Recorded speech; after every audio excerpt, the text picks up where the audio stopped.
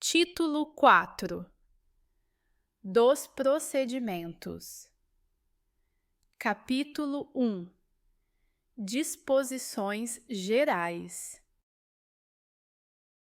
Artigo 13.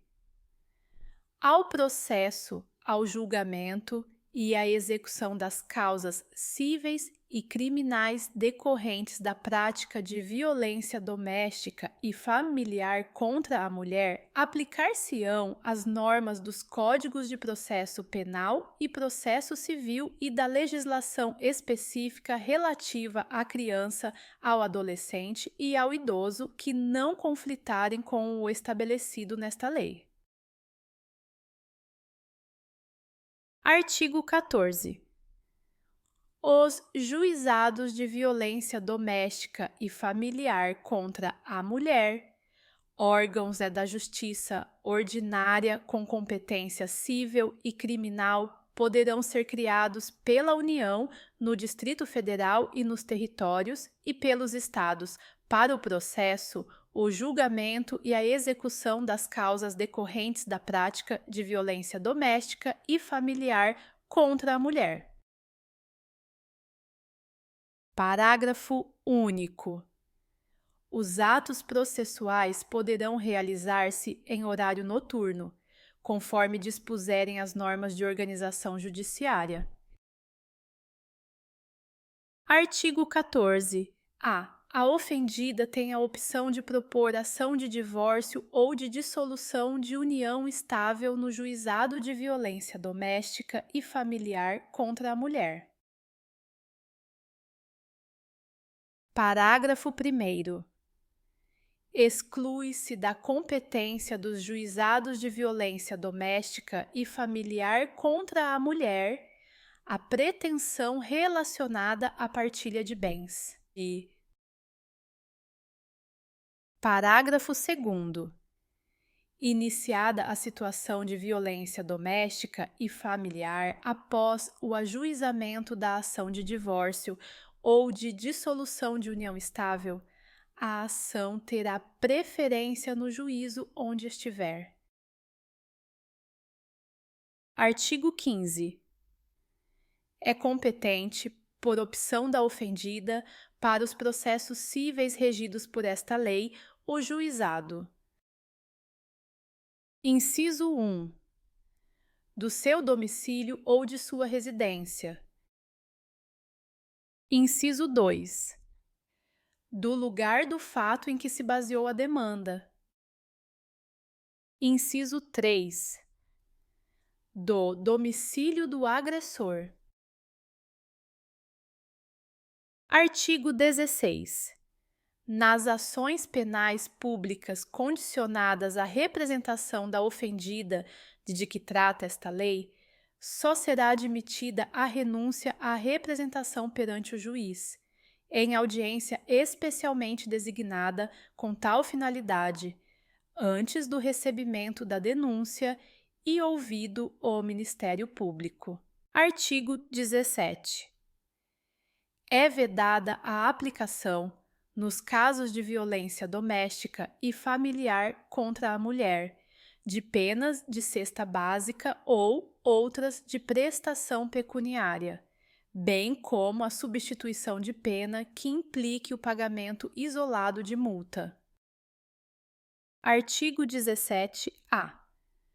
O nome da ofendida ficará sob sigilo nos processos em que se apuram crimes praticados no contexto de violência doméstica e familiar contra a mulher. Parágrafo único.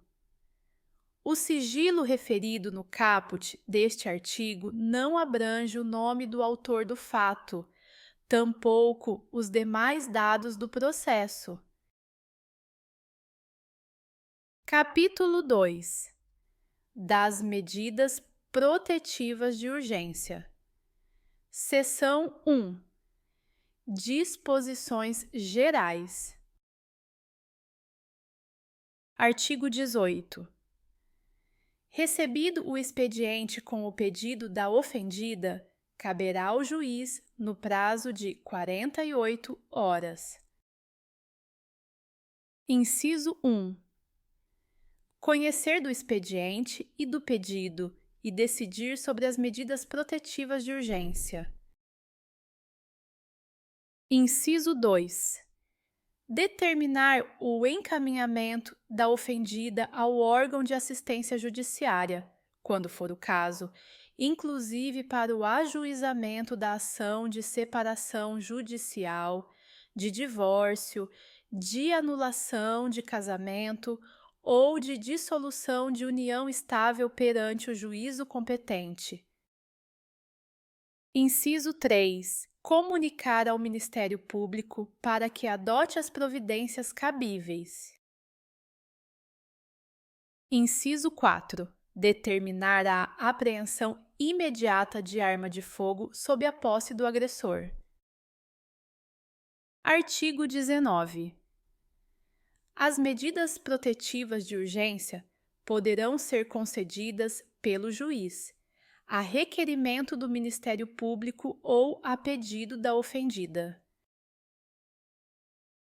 Parágrafo 1º. As medidas protetivas de urgência poderão ser concedidas de imediato, independentemente de audiência das partes e de manifestação do Ministério Público, devendo este ser prontamente comunicado. Parágrafo 2º. As medidas protetivas de urgência serão aplicadas isolada ou cumulativamente e poderão ser substituídas a qualquer tempo por outras de maior eficácia, sempre que os direitos reconhecidos nesta lei forem ameaçados ou violados. Parágrafo 3º. Poderá o juiz, a requerimento do Ministério Público ou a pedido da ofendida, conceder novas medidas protetivas de urgência ou rever aquelas já concedidas, se entender necessário a proteção da ofendida, de seus familiares e de seu patrimônio, ouvido o Ministério Público. Parágrafo 4º. As medidas protetivas de urgência serão concedidas em juízo de cognição sumária a partir do depoimento da ofendida perante a autoridade policial ou da apresentação de suas alegações escritas e poderão ser indeferidas no caso de avaliação pela autoridade de inexistência de risco à integridade física, psicológica, sexual, patrimonial ou moral da ofendida ou de seus dependentes. Parágrafo 5º. As medidas protetivas de urgência serão concedidas independentemente da tipificação penal da violência, do ajuizamento de ação penal ou cível, da existência de inquérito policial ou do registro de boletim de ocorrência. Parágrafo 6º. As medidas protetivas de urgência vigorarão enquanto persistir risco à integridade física, psicológica, sexual, patrimonial ou moral da ofendida ou de seus dependentes. Artigo 20.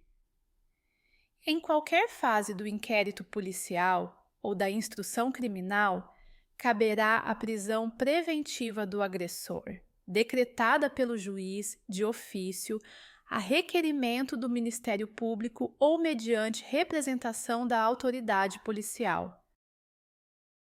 Parágrafo único.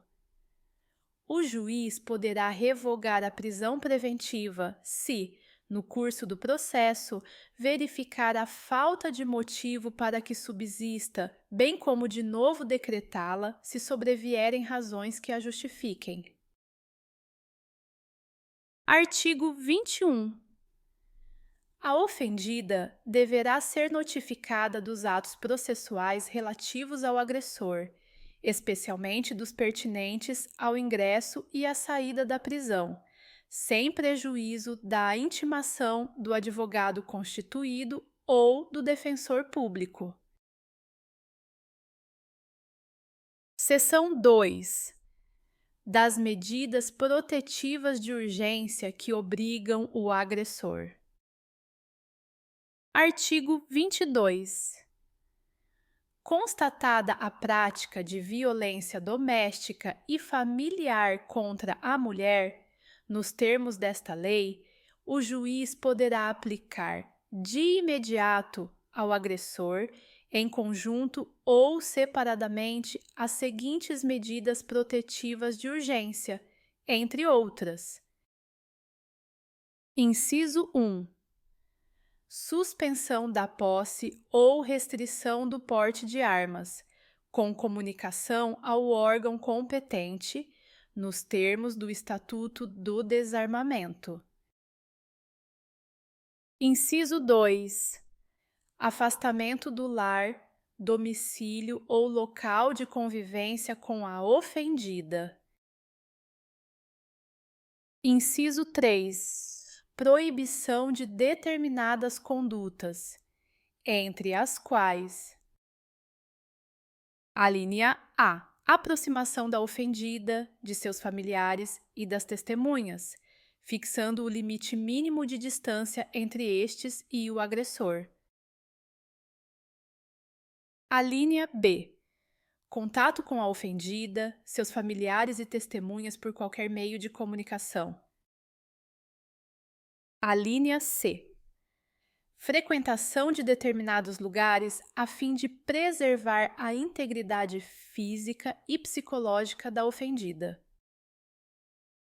Inciso 4.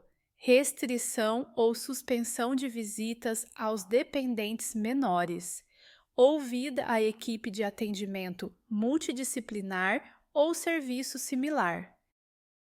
Inciso 5. Prestação de alimentos provisionais ou provisórios. Inciso 6. Comparecimento do agressor a programas de recuperação e reeducação.